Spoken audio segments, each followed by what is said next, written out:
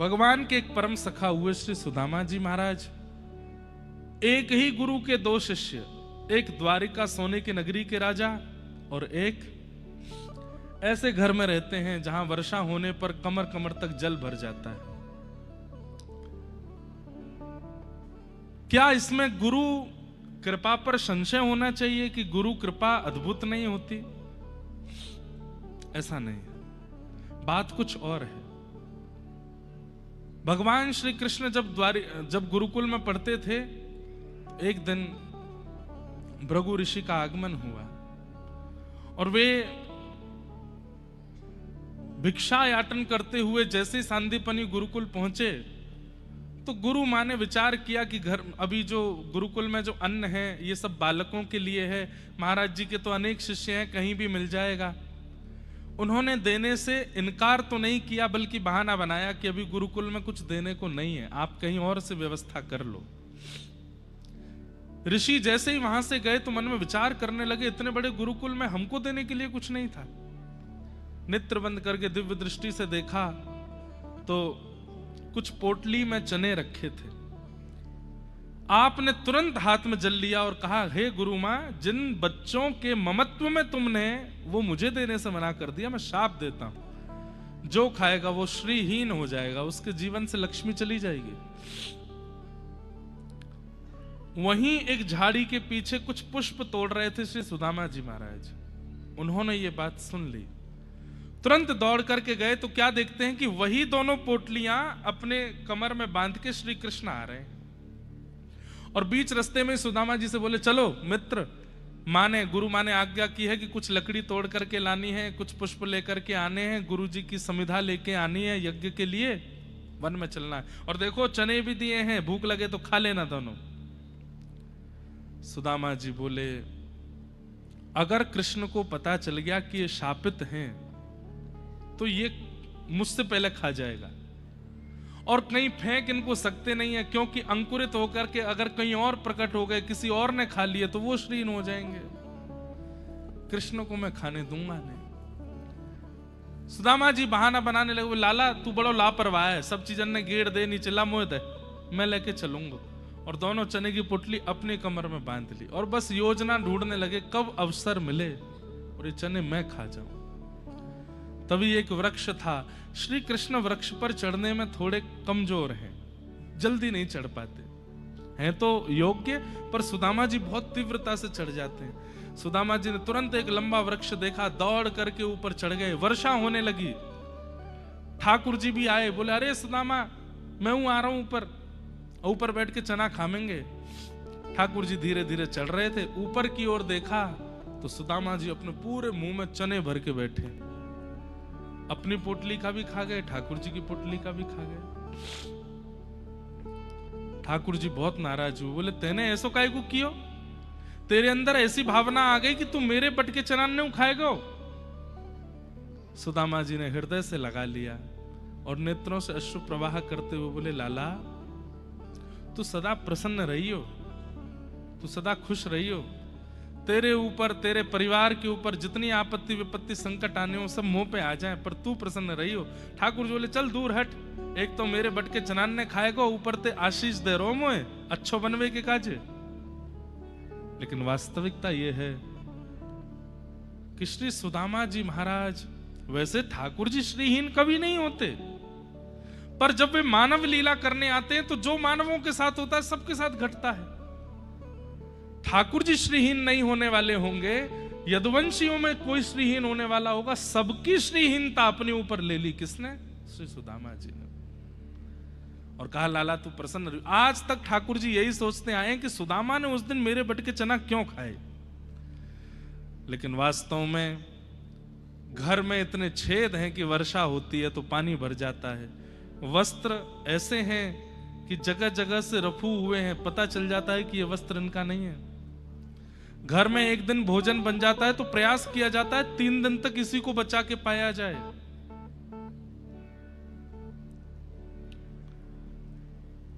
सुदामा जी महाराज निर्वहन करते हैं, अहम ही परमो लाभो उत्तम श्लोक दर्शनम।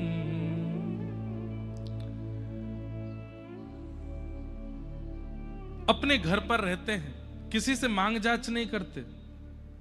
पत्नी कहती है मैंने सुना आपके मित्र श्री कृष्ण हैं, सबको देते हैं, आप क्यों नहीं जाते उनके पास? सुदामा जी कहते हैं मित्र के घर, बेटी के घर कभी मांगने नहीं जाते, देने जाते हैं सदा। सुन लेना सारे मित्रजन, मित्र को सदैव दिया जाता है। और सामने वाले मित्र को क्या चाहिए कि एक मित्र दे रहा है तो वो उससे भी बढ़िया उसको देवे। ये मित्रता का स्वरूप होता है। मित्र से मांगा नहीं जाता, और मांग भी लिया गया हो तो वापस दुगना करके दिया जाता है। ये मित्रता का स्वरूप है। ऐसी बेटी के यहां भी सुदामा जी बोले मांगने कभी नहीं जाऊंगा मैं। सुशीला मन में विचार करने लगी ये तो कभी नहीं जाएंगे, पर मुझे तो घर देखना है, 3 दिन से बच्चे भूखे हैं। तब मन में विचार करती है अच्छा एक काम करो, मांगने मत जाओ, मिलने तो चले जाओ। वर्षों हो गए हैं, आप वृद्धावस्था में आ गए, हमने सुना है ठाकुर जी के भी 16,108 ब्याह हो गए, एक बार मिल तो आओ। उनको भी लगेगा कि चलो बचपन का मित्र, मैंने भले याद नहीं किया, खुद तो आ गया। सुदामा जी बोले देवी मेरा मन तो बहुत करता है, मेरी इच्छा तो बहुत होती है जाने की, पर मन में ये विचार होता है कि कहीं मेरे वस्त्र देख के, मेरी स्थिति देख करके, इधर देखो, मेरे वस्त्र देख करके, मेरी स्थिति देख करके, मेरी परिस्थिति देख करके कृष्ण को कहीं ये ना लगे कि मैं उससे कुछ मांगने गया। कई बार ऐसा होता है कि व्यक्ति तो स्वभाववश आया है, पर उसकी परिस्थिति देख के हमको दया आ जाती है कि इनको कुछ दे दो।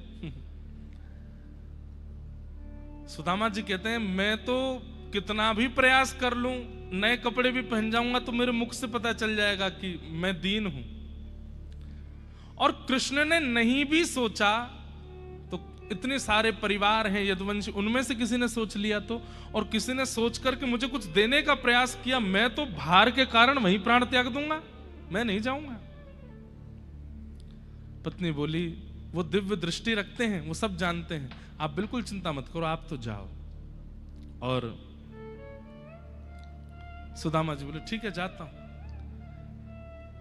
सबसे कम रफू जिस धोती में है वो धोती निकाली, 2 ही तो धोती हैं उनके पास, एक में ज्यादा है एक में कम है, पहन करके निकल पड़े। पत्नी दौड़ी दौड़ी आई, बोले खाली हाथ नहीं जाते, कुछ लेके जाओ। जैसे ये प्रसाद रखा है ऐसी एक पोटली ला करके दे दी। पोटली देख करके भी सुदामा जी सोच रहे हैं कि देवी मेरे पास हृदय है ना देने को, प्रेम है ना देने को। पोटली की स्थिति देख के उसको पता चल जाएगा हमारे घर की स्थिति। बोले कुछ नहीं पता चलेगा, लेके जाओ, खाली हाथ नहीं जाते। निकल पड़े सुदामा जी। चलते चलते 7 दिन हो गए। एक रास्ते में व्यक्ति से पूछा भैया द्वारिका कितनी दूर है? उसने कहा कहां? बोले द्वारिका। द्वारिका? द्वारिका मुड़ने वाला रास्ता आप कम से कम 5 कोस पीछे छोड़ के आ गए हो, वापस जाइए। सुदामा जी वापस लौटे, पर वहां से द्वारिका के मार्ग में मुड़े, चलते चलते पैरों में छाले पड़ गए। सुदामा जी तो वहीं सो गए। एक गजल की पंक्ति है, रस्ते भर रो रो कर हमसे पूछा पांव के छालों ने, रस्ते भर रो रो कर हमसे पूछा पांव के छालों ने, बसती कितनी दूर बसाली, बसती कितनी दूर बसाली, हृदय में रहने वालों ने, रस्ते भर रो रो तुमसे पूछा पाऊं के छालों ने। वैसे तो लाला तू हमारे हृदय में बसे भैया, तेरी द्वारिका बहुत दूर रह गई है। चलते चलते मुझे तो ऐसा लगे मेरे प्राण ही नहीं निकल जाए कहीं यहीं पे। कैसे आऊं रे नंद लाला, कैसे आऊं मदन गोपाला, तेरी गोकुल नगरी बड़ी दूर नगरी, दूर नगरी, बड़ी दूर नगरी, दूर नगरी, बड़ी दूर नगरी। ये पद सबसे पहले गाने वाले हमारे पूज्य पिताजी महाराज। और हमारी मैया बताती हैं, जैसे ठाकुर जी ने सबसे पहला शब्द गैया बोला, ऐसे ही हमने अपने जीवन में सबसे पहला शब्द दूर नगरी बोला। क्योंकि पिताजी की कैसेट चलती रहती थी घर पे, और उसमें दूर नगरी, अब स्पष्ट तो नहीं बोल पाता तो तला के बोलते, लेकिन मैया हमारी बताती वो सबसे पहले यही बोले, पूरे घर में यही गाते बोलते थे, दूर नगरी, दूर नगरी। हमारे पूज्य पिताजी महाराज सबसे पहले। सुदामा जी सोए हैं एक नदी के तट पर आंख खुली तो पहुंच गए द्वारिका। जैसे ही देखा कि सोने की नगरी चारों ओर, किसी से पूछा ये कौन सा नगर है, किसी ने बताया ये द्वारिका है। आप ठाकुर जी के दरबारों से जाके बोले, भैया हमारी तन की स्थिति देख के यूं मत समझियो कछु मांगवे आए हैं, हम वास्तव में आपके द्वारिकाधीश कृष्ण के बाल सखा हैं, हमारो नाम सुदामा है, हम उनके साथ सांदीपनी गुरुकुल में पढ़े हैं, हम केवल उनसे मिलने आए हैं, बहुत समय हो गए मिले नहीं हैं। अगर वो अति व्यस्त हों तो उनको जाके आप परेशान मत करना। कोई खिड़की ऐसी राजमहल में हो जहां से वो दिख जाए, मैं तो बस देखने आया हूं।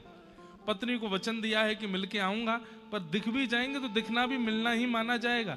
देख करके मैं चला जाऊंगा और पोटली दे जाऊंगा, उनको दे देना। बड़े आदमी हैं, नहीं मिलने का समय हो तो। द्वारपालों ने धक्का नहीं दिया। ये कॉन्सेप्ट पता नहीं क्यों हम लोगों को बताया गया कि द्वारपालों ने धक्का दे दिया, सुदामा जी को पीछे फेंक दिया। नहीं, ऐसा नहीं हो सकता।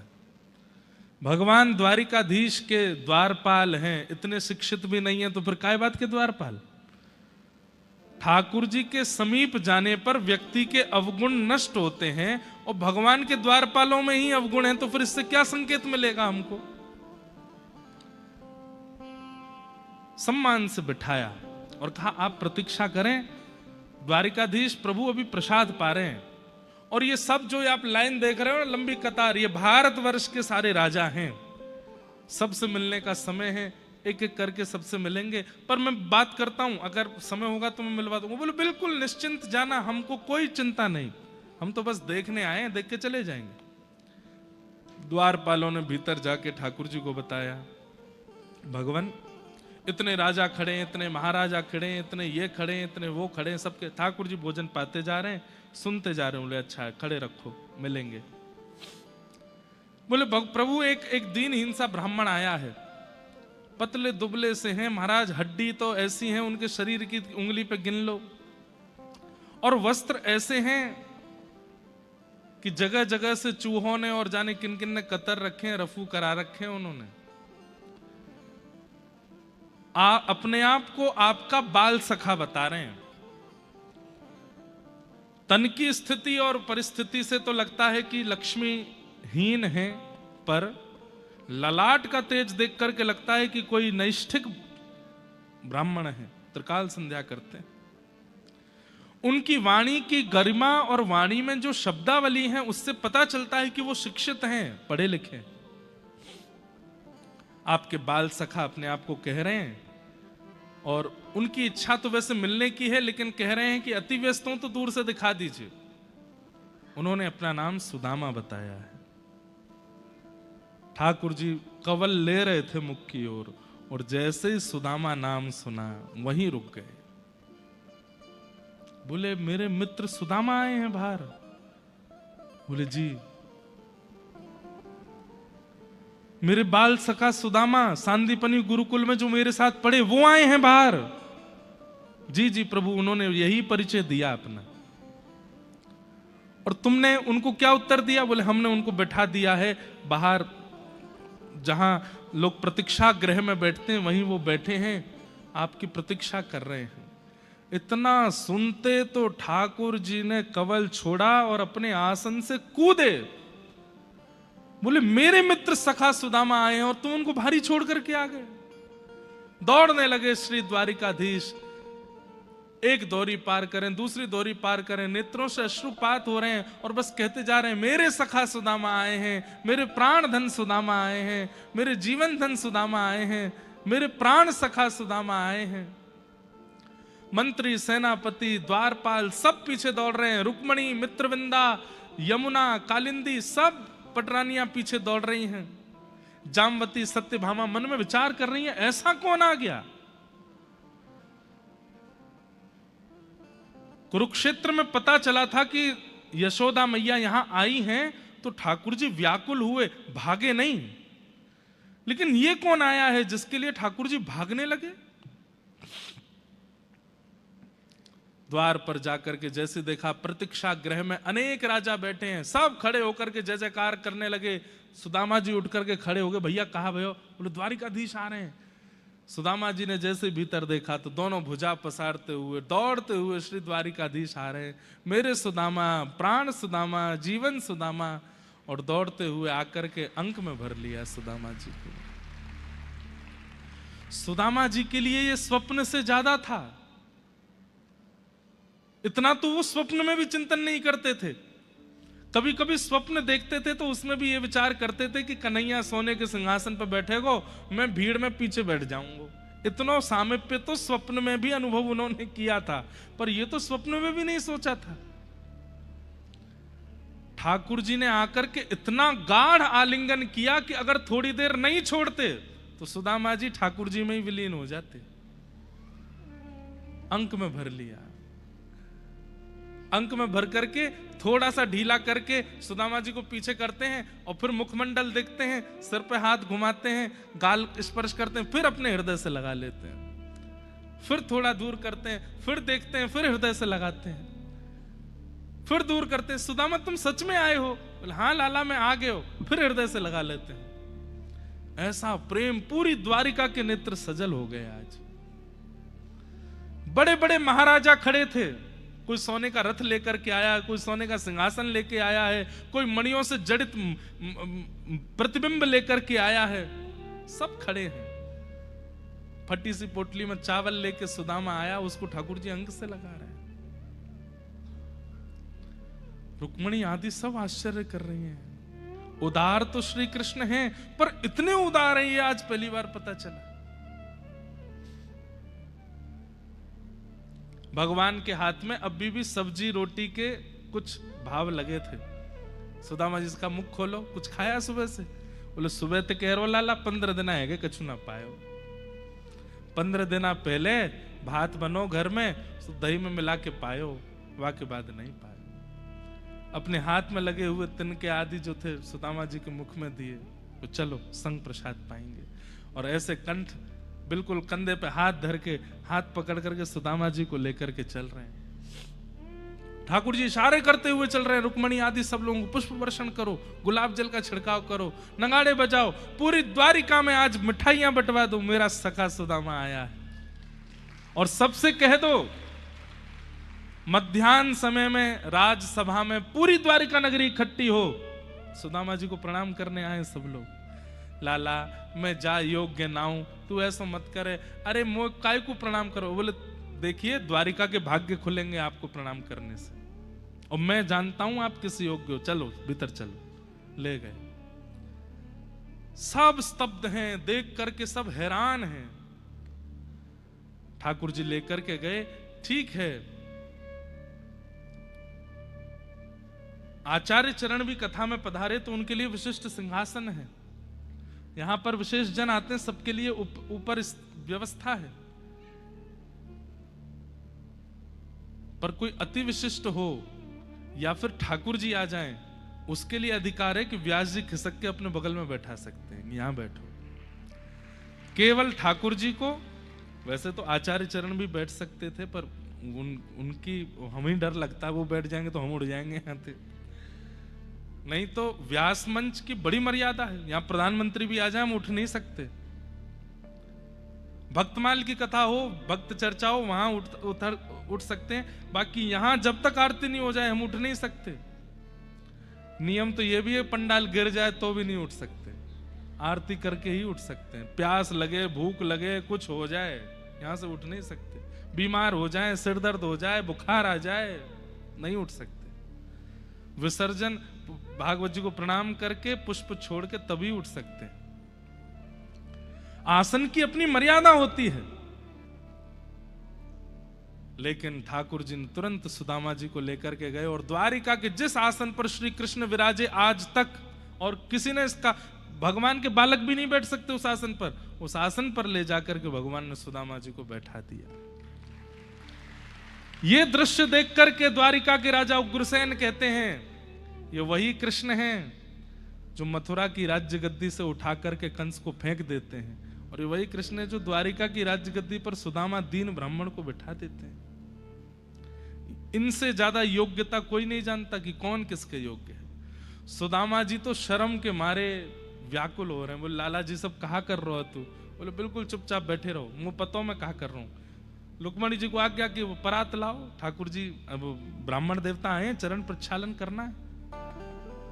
द्वारिकाधीश श्री कृष्ण ने सुदामा जी का खूब सत्कार किया, सम्मान किया, बैठाया और पूछने लगे आपको ब्याह है गए हो? सुदामा जी बोले हमारा तो है गए, 2 लालाऊ है गए। बोले अच्छा हमें नहीं बुलायो?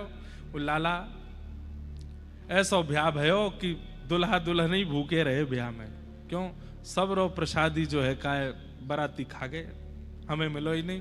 3 दिन बाद फिर भिक्षा आई तब पायो। मेरी छोड़ लाला तेने ब्याह कर लियो? ठाकुर जी तो 16 साल के ही लगते हैं ना, वो 100 साल की उम्र में भी 16 वर्ष के ही थे। ठाकुर जी बोले हाँ हमारा भी हो ही गया। बोले ना ना लाला मैंने सुनी है तेरा ब्याह है को, कौन तो भाभी ते तो मिलवा दे।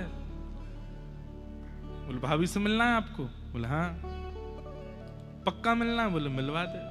बोले रुक जाओ, यहाँ नहीं दूसरी सभा में चलो। ऐसे एक विशाल प्रांगण था, उसमें बैठी 16,108 सिर पर बढ़िया घूंघट करके। अच्छा अच्छा अच्छा लाला बुला ले भाभी। एक एक करके आ रही हैं, रुक्मणी आई, जामवती आई, सत्यभामा आई, मित्रवृंदा आई, कालिंदी आई, लक्ष्मणा आई, एक एक करके सब जाती जा रहे हैं। 500 पत्नियां प्रणाम कर गई। सुदामा जी बोले लाला इनमें तो भाभी कौन सी?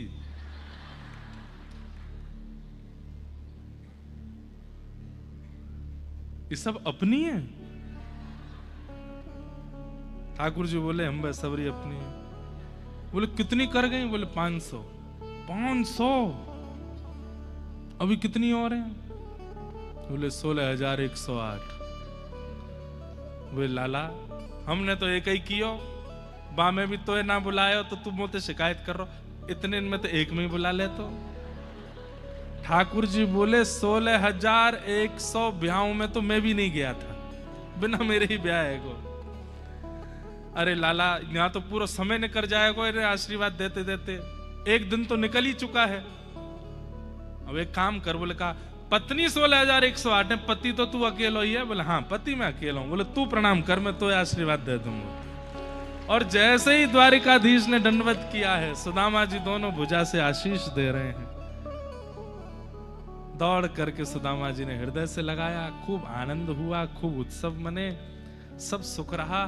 सुदामा जी लौट करके गए तो भगवान ने पूरी परिस्थिति बदल दी, बड़े बड़े महल खड़े हो गए। सुदामा जी ने अपनी पत्नी से कहा देवी अब तुम महलों में रहो, क्योंकि महलों में भजन नहीं हो सकता। मैंने एक दिन और कहा था अध्ययन और भजन ये व्यवस्थाओं में नहीं हो सकते।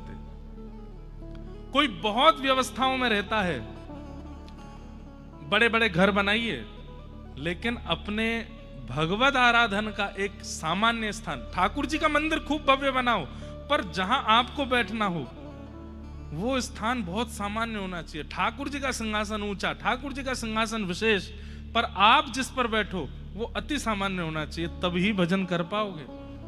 चांदी की चौकी, चांदी के सिंहासन, मखमली गद्दा, उस पर फिर रेशमी क्या बोलते हैं उसको, माला झोली, और उसमें भी असली चंदन की माला, फिर ऐसे टेक वेक लगा करके तब जा करके माला जपने बैठे, सो और जाओगे, माला नहीं होगी। माला कैसे करनी है? पीछे कोई सपोर्ट ना हो, मेरुदंड सीधा हो सके तो कुशा का आसन हो, एक धोती पहन करके ऊपर ना पहन करके सीधे बैठिए, तब के भाव से भजन होता है। बहुत व्यवस्थाओं में भजन नहीं होता। सुदामा जी बोले देवी तुम रहो यहां, तो हम तो जा रहे हैं। तभी ठाकुर जी प्रकट हो गए, बोले सुदामा जी मेरे बिना अगर उपभोग में रहेंगे तो भजन नहीं बनेगा, लेकिन जिस घर में मैं प्रत्यक्ष विराजमान हूं उस घर में तो आनंद करते हुए भजन किया जा सकता है, इसलिए आप इसको स्वीकार करो, मैं रहूंगा आपके साथ यहां पर।